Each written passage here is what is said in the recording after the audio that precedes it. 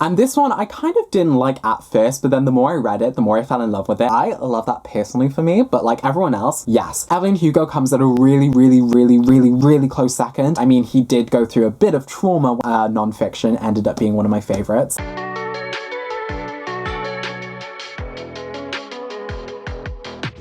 Hey besties, it's Joel, and today I'm going to be covering my top 10 favourite books that I read in 2021. I hope you're doing very well and that you've been taking care of yourselves. If you've yet to take that drink of water or beverage, please do so. We must remain well and hydrated. This is your chance to get your beverage of choice. And if you've yet to check out my Instagram nor my Twitter, I would highly recommend you go check those out as well, because I post some extra bookish content that you're not gonna see here. Okay, so I'm really excited to cover the top 10 books from 2021. We have some really surprising book picks in here, and I'm very excited to share them with you, but what came onto my doorstep this morning was something that utterly shook my core, and I just cannot get over how freaking beautiful these books look. And so, arrived today was Madeline Miller. This is the signed Song of Achilles set that Illumicrate did, and I'm just utterly obsessed. It came in a slipcase. And so we have the Song of Achilles. It has a heart, end papers. It's also signed, and it comes with like an author letter as well, which is amazing. And then we also have Circe, and I haven't read Circe yet, but it's on my TBR for February, and it's also signed. And again, it comes with another author letter, and I'm just so excited. Like, these editions are just so beautiful, and they will be going in the Madeline Miller shrine that I will be building one day. But also Galatea was announced for a hardcover edition, and I managed to get a signed edition from Waterstones for that, so I'm very happy about that. But I wonder if Illumicrate will do like a matching edition with this with Galatea. One could hope, but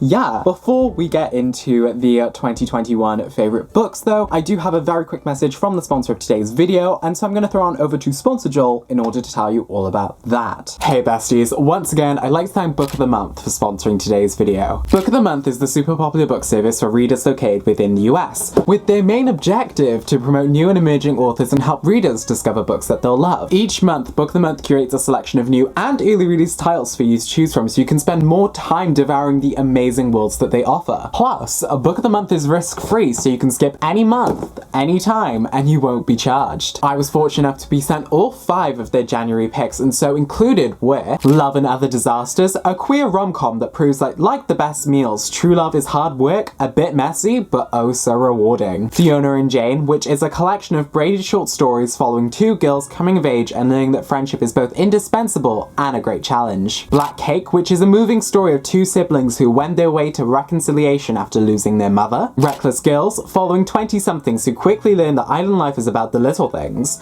Strong drinks, soft sand, cool water, and murder. And finally, The Magnolia Palace, a rich tale suffused with intrigue, mystery, and betrayal that swirls around the history of the infamous Frick family. I was also sent one of Book of the Month add-ons, which you can add to any month subscription, and I got The Maid, in which follows Molly Gray as she tries to solve the mystery at her hotel before anyone can try and pin it on her. And whilst The Maid does sound really excited to read, I think my most exciting one is Love and Other Disasters, because I'm just such in the mood for a queer rom-com, especially with Valentine's Day coming up. I need it. And so if that sounds great to you and you have a US-based shipping address, then you can use the link in my description and use code FATES in order to get your first Book of the Month box for $9.99. And now we can get back to my favourite reads in 2021. Okay, so I'm gonna try and go through my top 10 in 2021 in date order, so like tracking through the year when I read these favourite books. So the very first book that was one of my favourites in 2021 is actually a middle grade contemporary, and that is Me, My Dad, and the End of the Rainbow by Benjamin Dean. I cannot tell you how much I love this book. It's such a resounding tale of like queer pride, resilience, and just a child figuring out how to have pride in their everyday lives. And basically this follows Archie, who all he wants is for his family to be happy and united once again. However, his dad has a secret that could tear Archie's dreams apart. And when a colourful flyer falls out of his dad's pocket, Archie thinks he knows the answer, but the answer may lie on the other end of the rainbow. And I just loved this book. It was just such cuteness, such amazingness. Archie as a character is adorable, and I just think like this book is just such a great book for kids learning about queerness and also just accepting queerness in their everyday lives. Benjamin Dean does have 2 more books coming out in 2022. One is The Secret Sunshine Project, which cover was announced, and it looks gorgeous and like kind of compliments Me, My Dad, and The End of Rainbow very nicely. They're kind of like sibling books. And then we also have The King is Dead, which is YA, and we haven't got the cover for that yet, but I am also very, very excited for that and for his YA debut. And I think it's just gonna be amazing. I cannot wait to read more of Benjamin Dean's work. I've got The Secret Sunshine Project pre-ordered, so I'm very prepared to have that in my hands as soon as it comes out. My next favorite book of 2021 was actually a romance, and this one I kind of didn't like at first, but then the more I read it, the more I fell in love with it, and it came out to be one of my favorite romances, and that is You Deserve Each Other by Sarah Hogle. This one was recommended by so many different people to read, and I was very afraid when I started this book because I literally just could not like these characters. They were arguing. I was like, you just need to communicate. And then they started to communicate. Then they like started working together, and it was very funny, very hilarious, very much like the romantic comedy feels that I've been wanting. It follows Naomi and Nicholas, who are basically pitched as like this perfect couple. However, they basically hate each other, and they don't really want to back out of the wedding because the first one who backs out has to pay for all of the expenses. And so they're kind of in this like hate relationship with each other, trying to get the other one to back out of the wedding. And then when they have to like unite against a common like threat, it's just hilarious. I love it. And through this, they kind of figure out a way to love each other again, and it's great. I really do like it. It was such like a cute book once I got past the initial beginning. I definitely think on a reread, I might appreciate the beginning a lot more because of the journey that they go on throughout this. I literally cannot wait to read more romance this year as well, because romance is one of those genres that I didn't think I would love a lot because of just like my preconceived notions about romance books, which was like heavily judgmental of me. But then I started reading romance, and wow, I love romance. Romance is great. And a lot of you also love seeing me read romance as well, so I'm definitely on board for reading more romance this year. I definitely have the next romance reading vlog planned, and I'm trying to figure out whether I can fit Our Violent Ends in there as well, because it does fit in with the theme that I'm going for, and so I think I might fit in Our Violent Ends in there as well. But yeah, this was a great book and I really enjoyed it. My third favorite book of 2021 was a piece of translated fiction that I had read, and that is Here the Whole Time by Vitor Martins. This one, okay, actually, first of all, Vitor Martins has another book coming out that's been translated into English, and I'm so freaking excited for that because I've been dying to have more Vitor Martins in my life, and now we're getting more. We're getting more, and I love that for me. I love that personally for me, but like everyone else, yes. If you haven't read Here the Whole Time, it is such a great book. I think it's called like 15 Days. I think 15 Days is like the original title. Basically, Philippe is like having this crush on his neighbor, and his neighbor basically has to stay at his house for 15 days whilst his mother goes away. And over the course of these 15 days, the boys start to like get to know each other, and like things begin to happen. Philippe learns to love himself and like who he is, because he doesn't really think someone like him can be loved because he's a bigger boy. It's slightly emotional but very feel good, because this novel basically reinforces the idea of self-love and like reinforces the idea of like finding like the things about you that you love and finding things about you that make you different and just worthy of love is massively important. And that's why I really like this book. I found the relationship between Philippe and his neighbor to be very, very cute, and like his mum as well is just such a good character, and yeah, I just really enjoyed it. And the translation by Larissa Helena as well was just chef's kiss. My fourth favorite book for 2021 is one that comes to like no surprise to anyone, and that is Ace of Spades by Frida Abike-Iminde. This one is the Illumicrate hardcover like English edition, which is like the only hardcover that they printed the English cover on, and like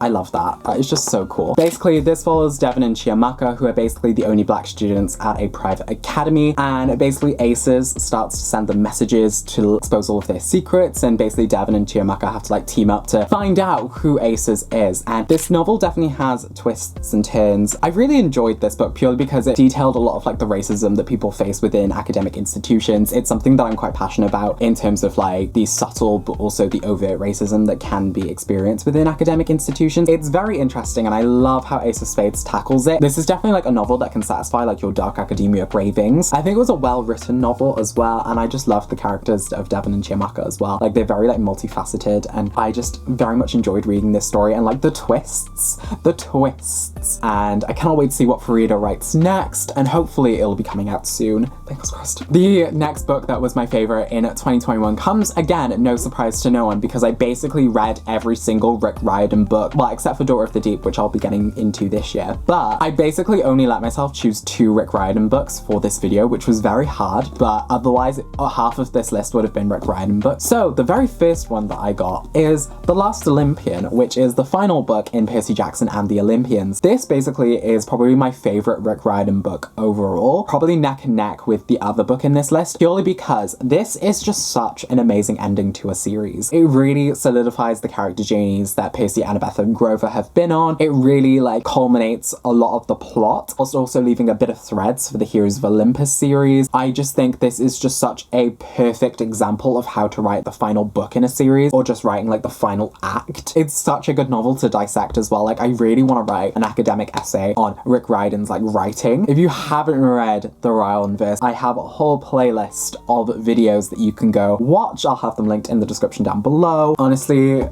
I'm so shocked that it took me this long to read Percy Jackson, but I saw a lot of your comments saying like you appreciated that it took me this long to read it, because now you don't feel as bad for only starting it in like your 21st year, in your 30th year. Heck, some people were like 50 and only started reading Percy Jackson. And it just shows that it's never too late to start reading a book. It's never too late to like get into a fandom or a series. And I love that, because books are basically timeless pieces. Like the classics are still prevalent today because people have kept reading them and people have perpetuated like their popularity. And I think like we can definitely see early inklings of Percy Jackson becoming a classic. I think it's going to remain as one of those classic kid fantasy books. Yeah, that's all I'm going to speak about, because otherwise I'll keep going on about Percy Jackson, and I've already done a whole series on that. And so yeah, the next book that was then one of my favorites for 2021 was one that I read during my women's fiction video, and I'm definitely going to do that again this year for the Women's Fiction Prize, because that was like so much fun. And yeah, it was really fun to do my own judging of the Women's Fiction Prize, and maybe one day I'll get to judge a prize of my own. And so yeah, my favorite book was The Vanishing Half by Brit Bennett. This is the Waterstones exclusive edition. The cover illustration was done by Mike McQuaid. This is just such a stunning cover, and especially in this colorization, I think it's beautiful. Like the other one is okay, like the other colorization's okay, but this one is the best one in my opinion anyway. This basically follows the Veens twins, who basically get separated at a point in their lives. One of them continues to live as a black woman, the other one then begins to pass as white, and it basically shows how different their lives become as they go forth, and it basically shows their daughters' lives years and years on. Their stories begin to intersect, and it gets very, very good, and I just really love this story. Basically,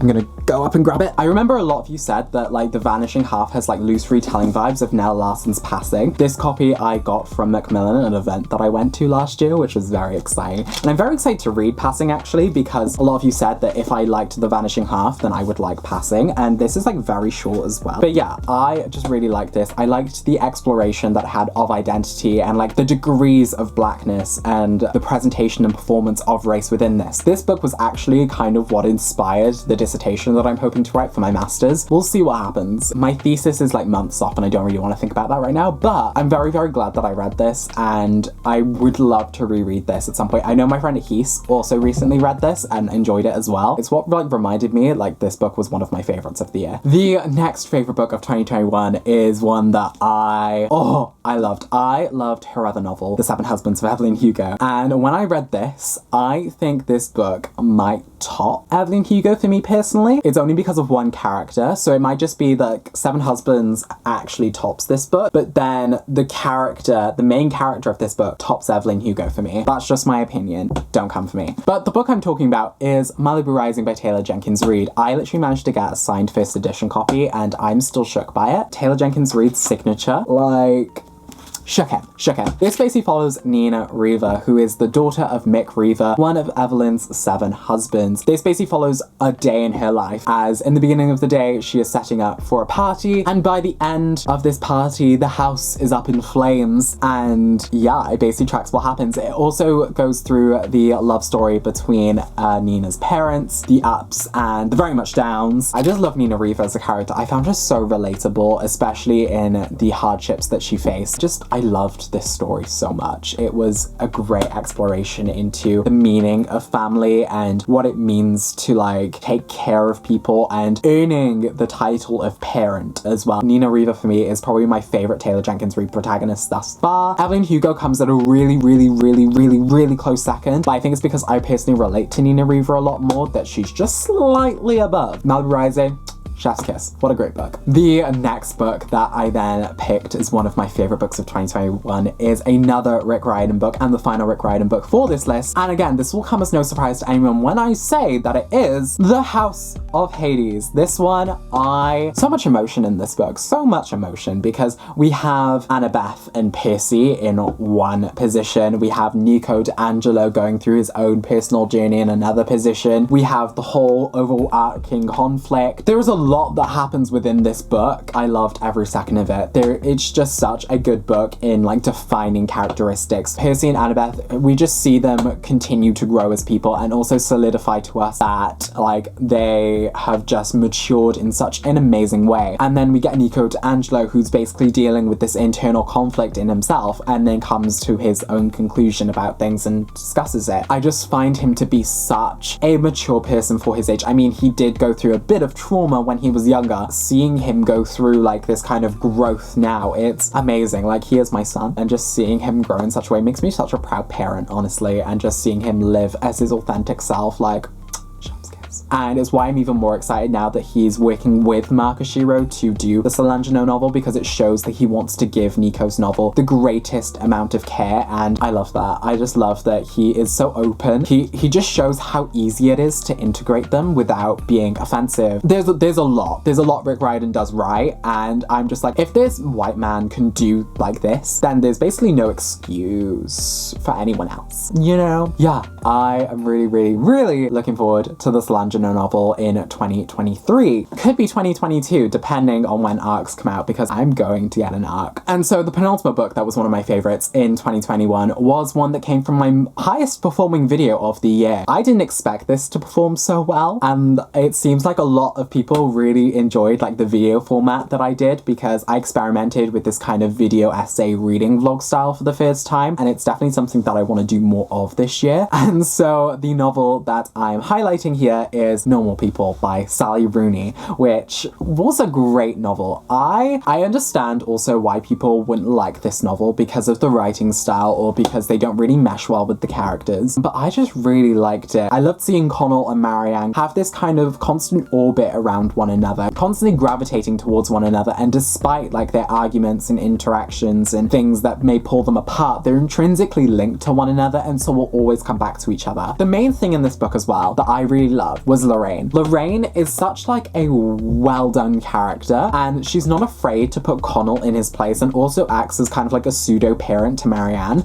It's phenomenal, and I love her. I love Lorraine. Like, the way that Sally Rooney kind of just writes Connell and Marianne in this book is just so well done. I think they are flawed as people, and the way that just she explores these flaws and explores kind of like their relationships with other people and also the sexual side of things is just really well done. And I think like it's done in such a way that it's very relatable to a modern audience. I talk a lot about it more in the video essay vlog that I did for Sally Rooney, where I read and ranked all 3 of her novels, and this one came out on top. So I would highly recommend checking out that video as well if you haven't already. But yeah, this is one that came out as one of my favorites of the year. And then the final book that I want to discuss that was my favorite of 2021 was one that I read in November. And it's actually a non-fiction, which really shocked me that non-fiction ended up being one of my favorites. However, the more that I thought about this book and the more that I thought about its effects that it had on me and my writing, it kind of expanded my mindset on the history of people of color and like kind of the hidden and removed history of people of color. And so when I talk about the whole picture, the colonial story of the art in our museums, and Why We Need to Talk About It by Alice Proctor, I am talking about the fact that colonizers would intentionally remove the stories surrounding the artifacts that they had stolen just so that they would appear like benevolent and nice. They'd say they received them as gifts when instead they killed and slaughtered and stole. There were parts where it was really hard to read, especially when it came to like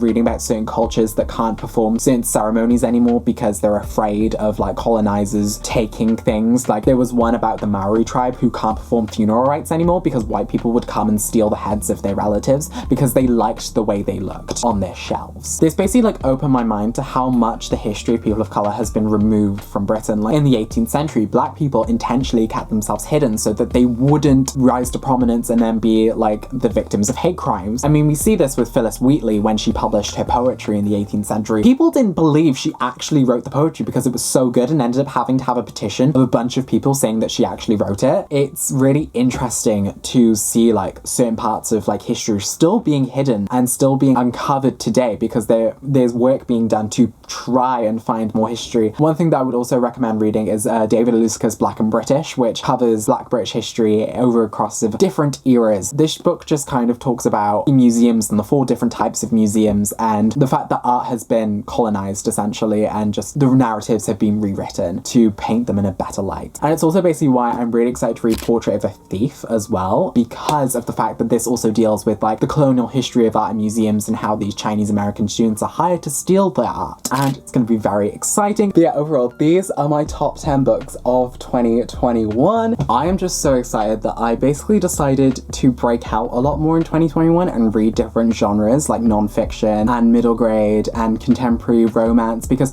I didn't read much fantasy in 2021 apart from Percy Jackson, and I'm like a massive fantasy reader, but I think it was more so an exploration year for me rather much so than like a casual reading year, because I think in 2021 I wanted to explore more genres of books and I did just that, and like finding out more about my reading tastes and seeing what kind of books that I really do like. A lot of you also had favorite books of 2021 as well. Feel free to leave your favorite books in the comment section down below. And yeah, I basically had a lot of fun chatting with you today. This was just such a nice time. And again, a massive thank you to Book of the Month for sponsoring today's video. If you have a US-based shipping address, then you can use the link in my description and use code FATES in order to get your first Book of the Month box for only $9.99. And if you like this video, be sure to give it a thumbs up. And if you're new here, be sure to click that subscribe button so you're notified whenever I upload next. If you want to follow me on any other social medias, I'll have them all linked in the description down below for you so that you can go follow me on every single other platform. And yeah, I am just really, really excited to see what my favorite books will be for 2022. But we'll see. I'm having just such a fun time with planning my reading for this year and planning the content that I want to film this year. It's going to be a lot of fun and I'm very excited for it, and I hope you are too. And so yeah,